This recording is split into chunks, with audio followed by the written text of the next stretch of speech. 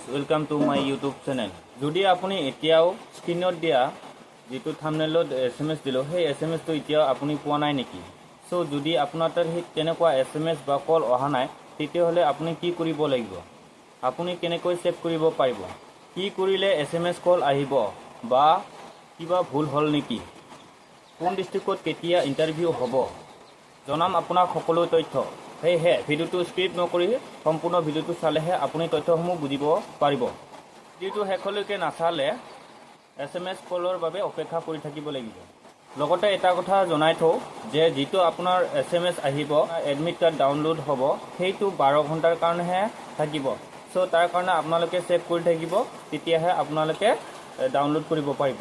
প্ৰথমতে আপোনালোকে যেতিয়া ৰেজিষ্ট্ৰেশ্যন কৰিছিলে তেতিয়ালৈকে ঠিকে আছিলে, কিন্তু ঠিক এমাহ দুমাহৰ পাছত ফাইনেল এপ্লিকেশ্যন ছাবমিটৰ কাৰণে এটা SMS আহিছিলে। সেই SMSটো আপোনালোকৰ তাত আছিলে না নাই, আৰু সেই SMSটো অহাৰ পিছত আপোনালোকে ফাইনেল যি আপোনালোকৰ এপ্লিকেশ্যন, যি আপোনাৰ প্ৰজেক্ট, সেইটো আপোনালোকে ছাবমিট কৰিছিলে নে নাই, সেইটো মেইন কথা।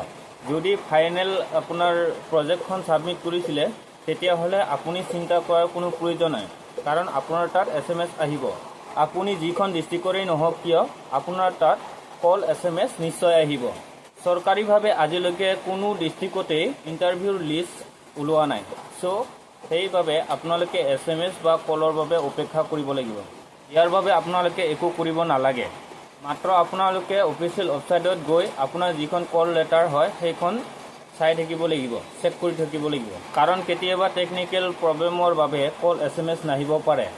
আজিৰ তথ্যখিনি ইমানেই আছিলে। যদি ভিডিওটো চাই ভাল লাগিছে তেতিয়াহ'লে লাইক শ্বেয়াৰ কমেণ্ট কৰিবলৈ নাপাহৰিব। যদি চেনেলটো নতুনকৈ চাই আছে ছাবস্ক্ৰাইব কৰিবলৈ নাপাহৰিব।